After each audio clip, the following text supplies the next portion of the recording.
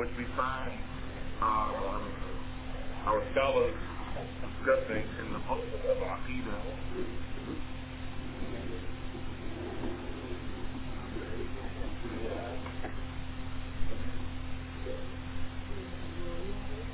This particular topic that we find discussed in the books of Al-Aqidah by our illustrious scholars of the past and also the present scholars of Al-Sunnah wal Jama'ah. It's a very important subject because it deals with, of course, number one, the Aqidah of the Muslim, which, if someone understands these basic principles, then it will help them to be able to worship Allah better. And this is absolutely the goal of every Muslim. The reason why we're created is to worship Allah, and the goal of every Muslim should be, now after we found out that it is the purpose for us to worship Allah for our creation, is how to find out what is the best way for us to worship Allah. So anytime we can discuss and clarify, or it can be clarified for us, some issues that are from the Qur'an that might be cloudy in our mind, that might have some vagueness in our understanding, then we should always be welcome, or we should say, trying to clarify those issues. And this issue tonight, inshallah, for these brief minutes, as we mentioned, is called Al-Ma'iyyah, the Ma'iyyah of Allah. We find all through the Qur'an where Allah subhanahu wa ta'ala uses this particle, and for those brothers who are studying Arabic, this particle has two letters. It's Mim and Ayn. Ma'. All through the Qur'an where Allah uses this particle, from the very beginning of the Qur'an to the end of the Qur'an. And in each place of the Qur'an, from the point of the Arabic language, you'll find words or particles having different meanings. If we are studying the Arabic language, as we mentioned to the brothers and the sisters last night in the Arabic class, if we're studying the Arabic language with the intention to learning the Book of Allah, there is an added factor that needs to be noticed, and that is that we will never be able to understand the Qur'an with just the Arabic language. The Arabic language will not enable you to understand the Qur'an by itself. You have to learn the Arabic language and then go back to see how the Sahaba of the Messenger of Allah sallallahu alaihi wasallam understood those words, how they are applied in those different ayats of the Qur'an. That goes for not just the words, but that goes for the particles themselves. And unfortunately, I can't explain what particle means here, but particle here means something other than a noun and a verb. That's the best way that I can explain it. For instance, Allah subhanahu wa ta'ala says in his book, Inna ma'al usri yusra. Inna ma'al usri yusra. Inna ma'al usri yusra. Inna ma'al usri yusra. He mentions it twice. And he uses the particle ma'a, of which we're talking about this evening. Ma'a. Many people not understanding the Arabic language, number one, and more importantly, not understanding what that particular word or particle means in that ayah, they give an explanation other than the explanation that Allah meant for us to understand. And it causes grave problems, serious problems, to the point where I've heard with my own ears on at least two occasions some people making the tafsir of that ayah, not only making the tafsir of that ayah and the ayah that comes after, which is almost exactly like the ayah that came before, Inna ma'al usri yusra, fa inna ma'al usri yusra. I've heard khutbah and lectures given on that ayah or those two ayahs for an hour, with someone giving a totally different explanation that was intended by Allah for us to understand, and how the Prophet ﷺ explained that those two ayat with that word ma'a. Surely ma'a al-usri yusra. Surely ma'a, difficulty, ease. فَإِنَّ ma'a, and surely again, surely ma'a, difficulty, ease. They translated it, I should say not translated it, but gave the explanation of it, because one of the meanings of ma'a is with. So in this khutbah, and in some khutbahs before that khutbah, I heard this person on more than one occasion, some other people like him, give the explanation that with every difficulty comes ease. And the whole lecture or khutbah was based on that. And if you would have listened to the khutbah, you would have said, and I said it myself, it was very beautiful. It was a very beautiful khutbah. But the problem is that that wasn't the meaning of those ayats. Simply because of one word, which does have the meaning that this person was using, but it doesn't mean that person. They were saying that with every difficulty comes ease. In other words, when you get difficulty, the ease comes along with it, you just don't realize it.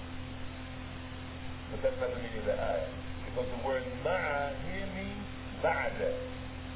It means after, not with. After every difficulty comes ease. Surely after every difficulty comes ease. One particle. And the way that we understand what it means there is going back to the Salaf. Going back to the Sahaba of the Messenger of Allah sallallahu alayhi wa sallam. So this issue, this particular word, ma'a, has different meanings. And of course, when pertaining to Allah, there's another shade of meaning. When Allah subhanahu wa ta'ala, for instance, says in his book in Surah Taha, قَالَ لَا تَخَافَا إِنَّنِي مَعَكُمَا أَرَى وَأَسْمَعُ or أَسْمَعُ وَأَرَى. Surely Allah subhanahu wa ta'ala says that Allah says, that they said, meaning Musa and Harun, he said to them, don't be afraid. Don't be afraid. For surely I am with you, hearing or seeing and hearing. Surely I am with you by sight and by hearing. Here, ma'akuma, I am with the two of you. Here does not mean that Allah subhanahu wa ta'ala is with his creatures the way I'm with you right now, or the way you're with me right now in this message. The definition or the principle that pertains to the ma'iyah or using the ma'a with Allah has two aspects. One is general and one is specific. One is general and one is specific. The one that is general means that Allah subhanahu wa ta'ala, like in this ayah, is with us, surrounding us, engulfing us, and shrouding us, surrounding us by his knowledge, by his power, by his vision, by his hearing. That's specific, that's general. That's the general meaning of Allah when he's ma'akum. Allah is with you. It doesn't mean that Allah is in your car when you get in the car. It doesn't mean that Allah is in this masjid. Or that Allah is in Chicago if you're in Chicago. Or Allah is at the Kaaba with you. The general meaning, there's a specific meaning, a general and a specific meaning. The general meaning when Allah says he's ma'a someone, as he said to Musa and Harun, Innani ma'akuma. I'm with the two of you. Right? By my hearing and my seeing. Or by my seeing and my hearing. that it means that he is with them in general, by everyone. He's with everyone. He's with the Muslims, he's with the non-Muslims, he's with the heterosexuals, he's with the homosexuals, he's with the black people, he's with the white people, he's with the Arabs, he's with the non-Arabs, he's with everyone in general. Everyone in general. Right? The living and the dead. He's with everyone. How? By his knowledge, by his power, by his vision, and by his hearing. That's in general. And again we find in an ayah in the Qur'an where Allah subhanahu wa ta'ala, he says in Surah Mujadila, which is, I don't know the number of Surah al-Mujadila, but the ayah is ayah number 7. أَلَمْ تَرَ أَنَّ اللَّهَ يَعْلَمُ مَا فِي السَّمَاوَاتِ وَمَا فِي الْأَرْضِ مَا يَكُونُ مِن نَجْوَى ثَلَاثَةٍ إِلَّا هُوَ رَابِعُهُمْ وَلَا خَمْسَةٍ إِلَّا هُوَ سَادِسُهُمْ وَلَا أَدْنَى مِن ذَلِكَ وَلَا أَكْثَرَ إِلَّا هُوَ مَعَهُمْ أَيْنَمَا كَانُوا. Do you not realize that Allah subhanahu wa ta'ala knows whatever is in the heavens, whatever is in the earth? ما يكون من نجوى ثلاثة إلا هو رابعهم. There will never be a private meeting with a conversation involved in that meeting. There will never be a najwa except that he is the third. ولا إلا هو رابعهم. Never will there be a meeting of three, except that he is the fourth. ولا خمسة إلا هو سادسهم. And there never will be five except that he is the sixth. ولا أدنى من ذلك, no less than that. ولا أكثر إلا هو معهم. There won't be any less than that, and there won't be any more than that, except that he is ma'ahum, except that he is with them. أينما كانوا, no matter where they are.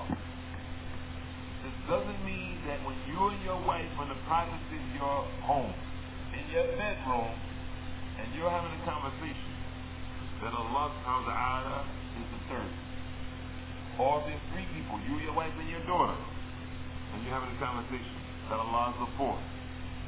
Or when you're by yourself, and you're having a conversation with yourself, من دون ذلك, أدنى من دون ذلك, or less than that Allah is the second, or the sixth, or the eighth, or whatever number you want to add to it.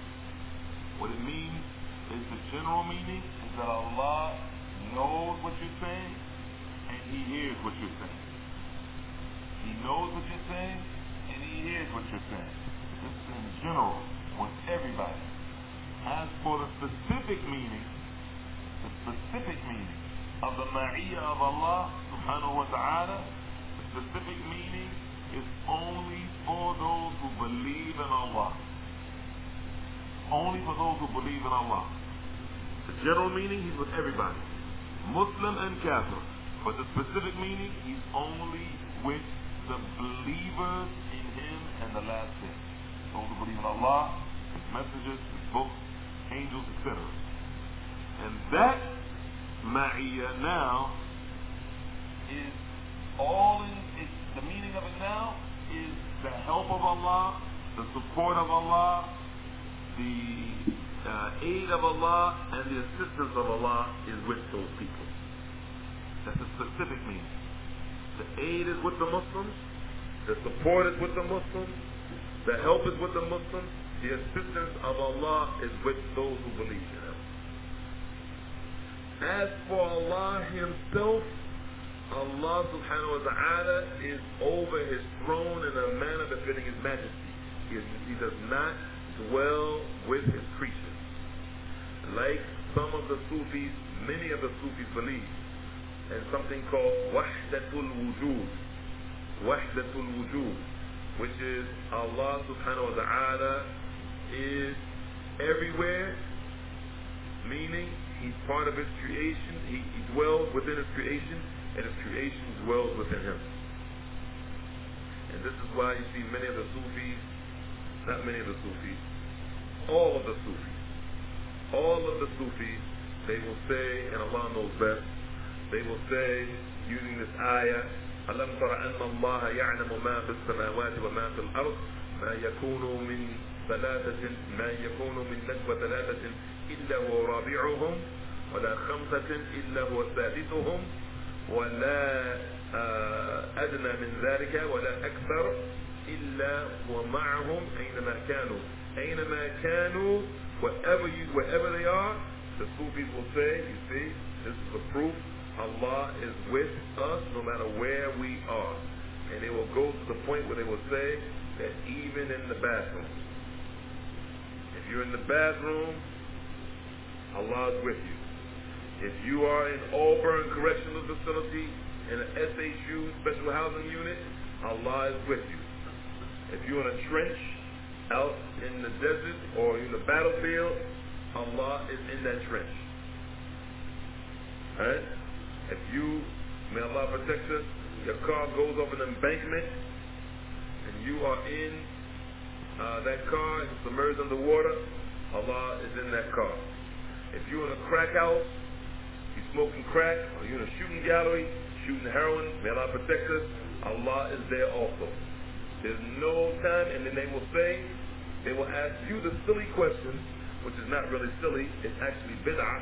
They will ask you the question, when you ask them, where is Allah? They will say to you, where is Allah not? Where is Allah not? You ask them, where is Allah? They'll say, okay, where is Allah not? Are you saying Allah is absent? See how philosophical they get? Because Allah is with us. Aynama kanu, wherever they are, Allah is with them. But that's not the meaning. The meaning when Allah specifically has a specific ma'iyah, that means that Allah subhanahu wa ta'ala aids his creatures, those who believe in him, supports them, assists them, helps them. That's the meaning. As for Allah, he himself, bi-dhatihi, Allah himself. As for Allah himself, he is over his creation, over his throne in a manner befitting his majesty, separate from his creation as an entity, as a being. Allah is removed away from his creation. We, the creatures, have one nature. Allah has another nature. Allah is totally separate from the nature of the creatures. Therefore, he does not dwell within his creatures, nor the creatures dwell inside of Allah subhanahu wa ta'ala. So this is the meaning in general of ma'a. And the ma'iyya with Allah, as we mentioned, has three types, right? Huh? Somebody's listening? Oh, okay. Two types. What are they? One is general, one is specific. What does the general one mean? His knowledge. His knowledge and what else? His hearing and his power. Who was he with? No, who was he with in the general meaning? He was everyone. The Capital, Bill Clinton, the Pope, everywhere. Everybody. Right? Huh? Mother Teresa, she's gone. But he's with her too. He knows where she is. He definitely knows where she is. We don't know, but he knows. What is the other meaning of the Ma'iyah of Allah? Specifically, who's that for? The believers only. And how is he with you? Support, all of that. If you go back to the ayah and Surah Taha, and of course the numbers of these ayat and surahs, I don't know the number, but the ayah, Allah subhanahu wa ta'ala says, قَالَ لَا تَخَافَ إِنَّنِي مَعَكُمَا أَسْمَعُ وَأَرَى. That he told them, don't fear, because surely I'm with you, hearing and seeing. Asma'u wa ara. Right there in the ayah itself, it tells you how Allah is with you. How Allah is with Musa and Harun here, how Allah is with them, it tells you right there in the ayah. He says, Asma'u wa ara. Surely I am with you, hearing and seeing. That's how Allah is with you. Right? And in the Surah Mujadila, the Surah Taha, the Surah Taha, ayah 46 inshallah. And in Surah Al-Mujadila, which I don't know the number of Mujadila, but the Surah Al-Mujadila, in that ayah 7, Allah says, Alam ta'lam, alam tara anna Allah ya'lamu ma fi as-samawati wa ma fi al-ard. Haven't you taken notice that Allah knows what is in the heavens and knows what is in the earth? Right? So here he starts out the ayah showing you one of his attributes. He starts out the ayah showing you one of his attributes, which is the attribute of what? Knowledge. Right? He knows what is in the heavens and he knows what is in the earth. وَمَا يَكُونُ مِن نَجْوَ ثَلَاثَةٍ إِلَّا هُوَ رَابِعُهُم. And there's not a secret meeting or council or conversation of three except that he is رَابِعُهُم, the fourth. وَلَا خَمْسَةٍ إِلَّا هُوَ سَادِسُهُم. Nor five except that he's the sixth. وَلَا أَدْنَى مِن ذَلِكَ. Nor less than that. وَلَا أَكْثَرَ. Nor more than that. إِلَّا هُوَ مَعَهُمْ أَيْنَمَا كَانُوا. Except that he is with them wherever they are. And this is how Allah ends the ayah. He begins with what attribute? He begins with what attribute? No, not alim. He begins with knowing, with knowledge. Right? Alim is not an attribute, it's a name. The attribute is knowledge, the name is alim. The difference. Those are not attributes of Allah, those are names of Allah. He begins with him saying that he knows.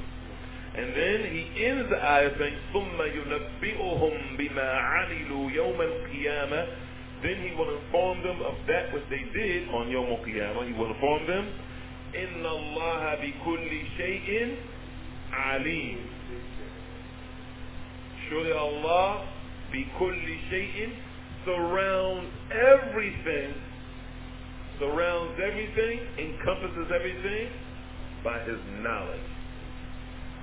Not that Allah is everywhere, but Allah knows everything. But he himself, in Surah Taha, as Allah subhanahu wa ta'ala mentions, Allah ar-Rahmanu ala al-arshi istawa. Surely the beneficent one, ar-Rahman, has ascended the throne. So Allah is over the creatures. And as we recited in the first rak'ah of Salatul Isha, سَبِّحِ اسْمَ رَبِّكَ الْأَعْلَى. Surely Allah subhanahu wa ta'ala says here, glorify your Lord. سَبِّحِ اسْمَ رَبِّكَ, the name of your Lord, glorify him by his name, the Lord, who is your Lord the Most High. Meaning he is the one that is above his creatures. Meaning Allah is not in you, nor is he in this room, nor is he walking with you down Fulton Street, but Allah is above his creatures, and he's with you. How? He's with you by his knowledge, by his power, his vision, and his hearing, if you are Muslim or Kafir. No Kafir can be away from Allah. No sinner can be away from Allah. Away from his knowledge, away from his vision, away from his hearing, his power, etc. As for the believers, he gives them support. They get into a situation, they need his help, he's with them. He's with them. Right? As for Allah himself, he's above his creatures. He's far removed from his creatures. So when he tells the Prophet sallallahu alaihi wasallam, وَإِذَا سَأَلَكِ عِبَادِ عَنِّي فَإِنِّي قَرِيبٌ. When my servants ask you about me, O Muhammad, alayhi salatu wasalam, then tell them, inform them that I am what? Qareeb. Now, that means Allah is close. How is he close? Listen to the rest of the ayah.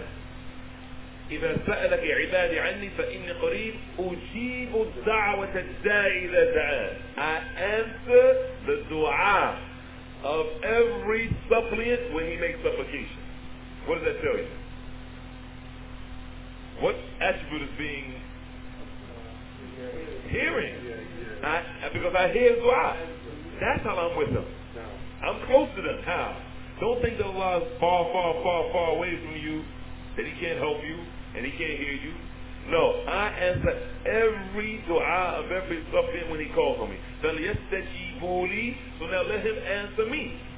وَلْيُؤْمِنُوا بِي, and believe in me. لَعَلَّهُمْ يَرْشُدُونَ, so that perhaps they'll be guided. Why? Because we realize that Allah is close to us, not that He Himself, like this microphone, like you are with me and I am with you. No, that Allah, if you make dua, Allah doesn't have to be here to hear it. Allah doesn't have to be here to see it. This is Surah Al-Baqarah. Right after it's in those ayat that deal with fasting, about Shahr Ramadan. Well, these are different ayat where Allah subhanahu wa ta'ala shows us that He Himself is above His creatures, but how He is, how He is with us. We don't say Allah is not with us. We say Allah is with us. He's with us in a general way, and He's with us in a specific way.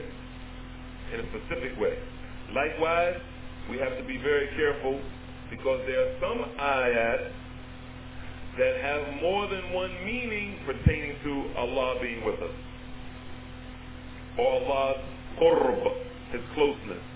For instance, Allah subhanahu wa ta'ala says, وَلَقَدْ خَلَقْنَا الْإِنسَانَ وَنَعْلَمُ مَا تُوَسْوِسُ بِهِ نَفْسُهُ وَنَحْنُ أَقْرَبُ إِلَيْهِ مِنْ حَبْلِ الْوَرِيدِ. Surely we created the human being, and we know what his nafs whispers to him. We know what his nafs whispers to him. And we are closer to him than that major vein in his neck. We are closer to him than that habl al-warid, that big vein, the jugular. This ayah has two different meanings from the Salaf. The first meaning, they say that part that says, surely we created the human being and we know what his soul whispers to him. And the next part, and we are closer than him than the jugular vein in his neck. Both of them is talking about Allah. Both of them. Both of them is talking about Allah. And I don't remember the actual surah that this is mentioned in. If anybody remembers, they can please share it with us, because I don't remember. Nonetheless, it might be Zariyat. I'm not absolutely sure. I don't remember.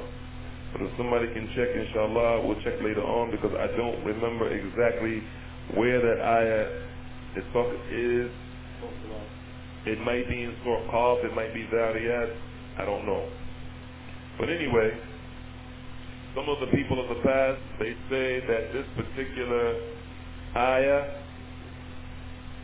is in Surah Qaf, because Qaf is right next to Zariyat.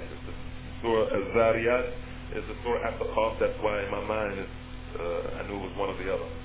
It's Surah Qaf, not Kaf, not the K, Qaf, the letter. Allah subhanahu wa ta'ala says, وَلَقَدْ خَلَقْنَا الْإِنسَانَ وَنَعْلَمُ مَا تُوَسْوِسُ بِهِ نَفْسُهُ وَنَحْنُ أَقْرَبُ إِلَيْهِ مِنْ حَبْلِ الْوَرِيدِ. Some people say that ayah, the first part of it, that we created the heavens, we created the human being, we know what his nafs whispers to him, and we are closer to him than the jugular vein in his neck. Both of them are talking about Allah. And then there's other of the Salaf of the past, the scholars of the Salaf, that is, after the Sahaba, who say, no, the first part is talking about Allah, and the second part, that we are closer to him than the jugular vein, is not talking about Allah. It's not talking about Allah. It's talking about the angels. That the angels are the ones who are closer to him than the juggler thing. Allah subhanahu wa ta'ala a'lam. But I believe that the second part of that ayah is talking about the angels. And of course the first part is talking about Allah, because the angels don't create anything. It's Allah that creates. But I believe that it could and does mean that it's talking about Allah, but the main meaning is the angels. Why? Because when you go on, it says, إِذْ يَتَلَقَّى الْمُتَلَقِّيَانِ عَنَ الْيَمِينِ وَعَنَ الشِّمَالِ قَعِيدٌ مَا يَلْفِظُ مِنْ قَوْلٍ إِلَّا لَدَيْهِ رَقِيبٌ عَتِيدٌ. And there are two seated on his right and his left, ready and waiting. They don't miss a word. They're ready and waiting to write down whatever he does.